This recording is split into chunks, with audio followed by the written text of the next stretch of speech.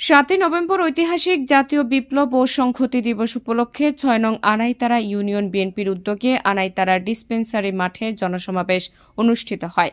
অনুষ্ঠানে প্রধান অতিথি হিসেবে উপস্থিত ছিলেন বিএনপির জাতীয় নির্বাহী কমিটির শিশু বিষয়ক সম্পাদক ও টাঙ্গাইল 7 মির্জাপুরের দুইবারের সাবেক এমপি জননেতা আবুল কালাম আজাদ সিদ্দিকী।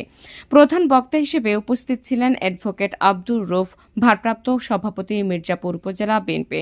বিশেষ বক্তা হিসেবে উপস্থিত ছিলেন মির্জাপুর উপজেলা বিএনপির সাধারণ সম্পাদক খন্দকার সালাউদ্দিন আরিফ।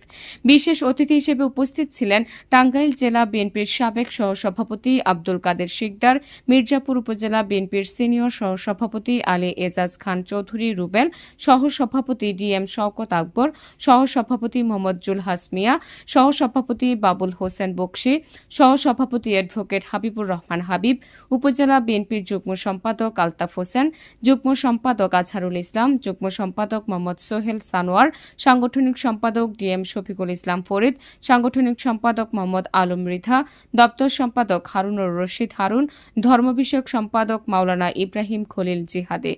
অনুষ্ঠানটি সভাপতিত্ব করেন আনাইতারা ইউনিয়ন বিএনপির সভাপতি মোহাম্মদ ইমরান খান। সঞ্চালনা করেন আনাইতারা ইউনিয়ন বিএনপির সাধারণ সম্পাদক মোহাম্মদ জুলহাস মিয়া।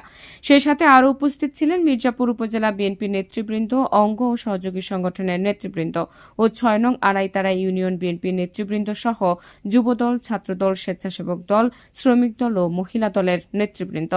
নাহার নিশি, সিএন বাংলা, ডেস্ক রিপোর্ট।